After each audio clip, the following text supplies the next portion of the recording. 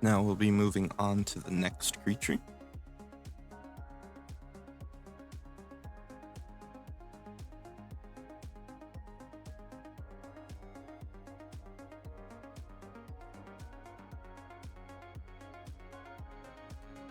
I'm sure people know who this is. Ooh, too big.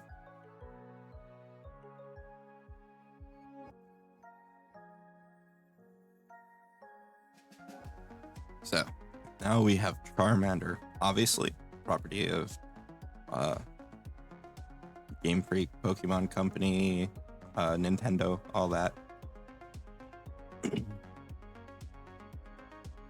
So we have Charmander. There was a point in time when I was making an entire Pokédex full of Pokemon, and there will be some, I guess, artifact of that in this. But pretty simply, I just went with one of the Pokédex entries for the sidebar. Went with a newer and more classic artwork that I picked up online. Obviously, those are the things that belong to those companies.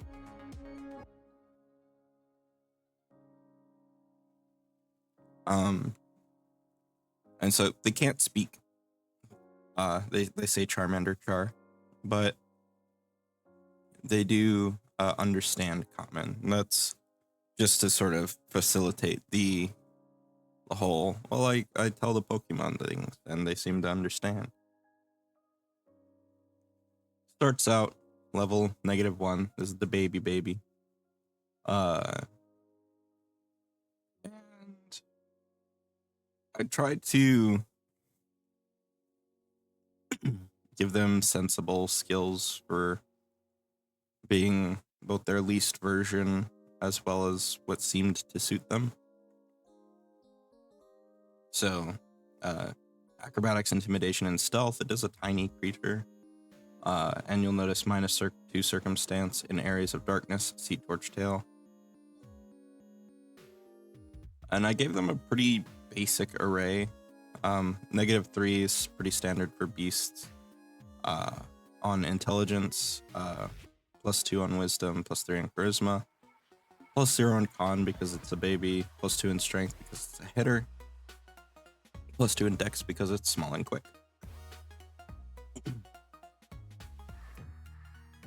The Torch Tail has the Firelight and Primal traits. Charmander's tail is perpetually aflame, a function necessary to its bodily function. Alliteration. I need to get better about that. Charmander sheds bright light in a 20-foot radius and dim light another 20 feet, basically a torch. Charmander can hide its tail light, but unless the light is fully suppressed, such as by a darkness spell, it imposes a -2 circumstance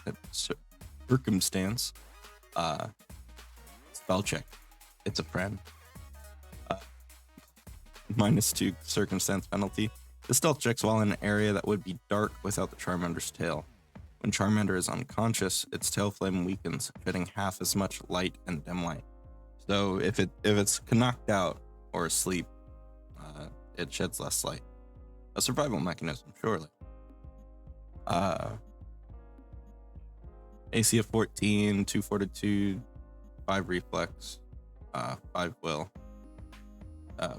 Pretty well balanced weak fort.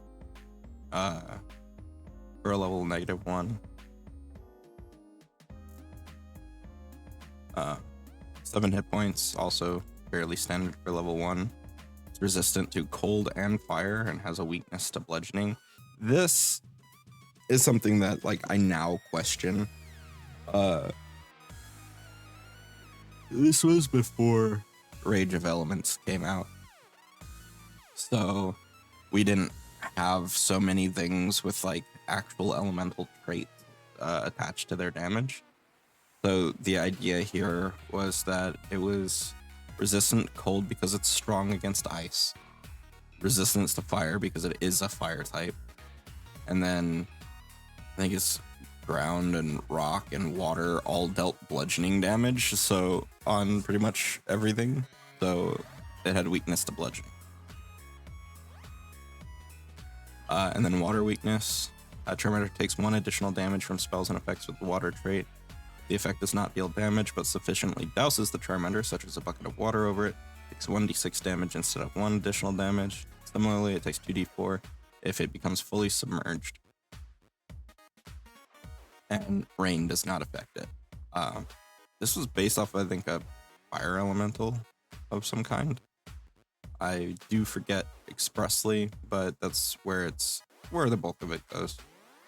And it's got a little bite, and it can whack you with its tail for some fire damage. And this is where the sort of weirdness that I got into for stronger Pokemon.